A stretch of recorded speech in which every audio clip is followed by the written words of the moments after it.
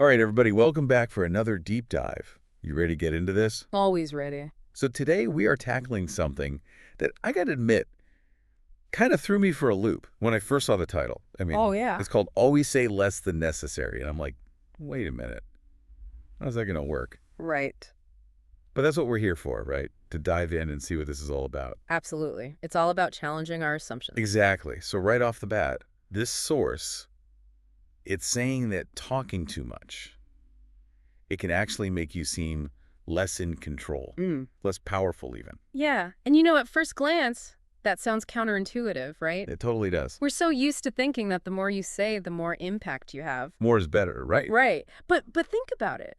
When you're just bombarded with information constantly, Oh, yeah. that concise message, it really cuts through the clutter. It's like that saying, right? Brevity is the soul of wit. Exactly. And there's a psychological element to this, too. You know, when people are given just a little bit of information, they tend to fill in the blanks themselves. Oh, that's interesting. And in doing so, they often end up attributing greater depth and intelligence to the speaker. You're like, oh, there must be more to this. Exactly. It's like a puzzle. Less is more intriguing. So like a movie with an ambiguous ending. Yes, exactly. You keep thinking about it. You're coming up with your own interpretation. Exactly. You're engaged. Makes sense. And this source, it even goes so far as to say that we should aim to make our statements vague, open-ended, and sphinx-like. Right. Okay, sphinx-like. Now we're talking. All right, so think about the Sphinx and its riddle. Oh, okay. The power of that riddle. It came from its ambiguity, right? Right. It made people think. It forced them to really wrestle with its meaning. And the same principle can apply to our communication today. Leaving things unsaid strategically, it can spark curiosity. Oh, I see. It can make people work harder to understand what you mean. And that effort actually increases the perceived value of your words. So it's not about being intentionally confusing, No, not at all. but it's about giving them something to chew on. Exactly. It's about being thought-provoking. Okay, that makes a lot of sense. But I do have to wonder, isn't there a risk of being totally misunderstood if you're too vague?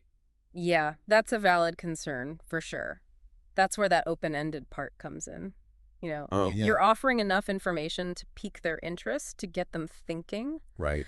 but you're leaving space for them to connect the dots themselves. That's a balancing act for sure. It is. It's a delicate balance. And on a completely different note, Yeah. I think we've all been there where we talk too much and then, Oh, yeah. we end up saying something we wish we hadn't. Absolutely.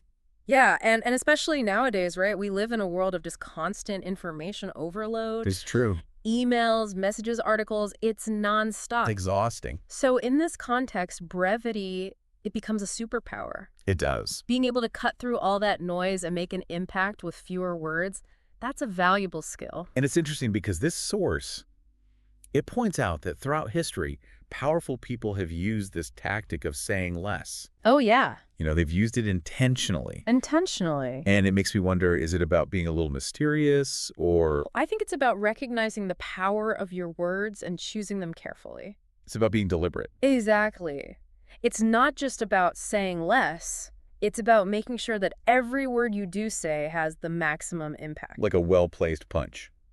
Exactly. So thinking about that idea of powerful people using this tactic, it makes me think about leadership. Mm-hmm. How does saying less translate to being a more effective leader? Well, if you think about some of the most impactful leaders in history, people like Abraham Lincoln, Oh, yeah. the Gettysburg Address was incredibly short, just a couple of minutes long. Right, but so powerful. But so powerful.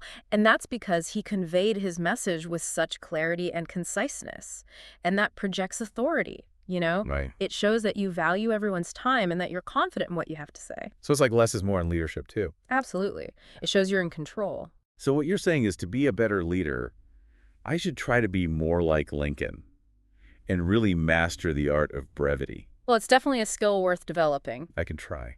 Think of it as refining your message down to its purest form. I like that. Every word counts. So before we wrap up, what's the big takeaway here for our listeners? I think the key takeaway is that saying less can be a surprisingly powerful tool. It is surprising. It can help you make a stronger impression, command attention, and even influence others. It's about being intentional with what you say. Exactly. And confident in your message. I think that's a great point to end on. But before we go, any final thoughts to really leave our listeners with? Yeah, I'd like to leave you with this. Think about a time when someone's silence or their concise words left a really strong impression on you. Why was that moment so powerful? How can you apply this principle in your own life to leave a lasting impression on others? That's a great question for everyone to ponder. All right, everyone, that's all the time we have for today's deep dive. Thanks so much for listening, and we'll see you next time. Thanks for having me. Of course.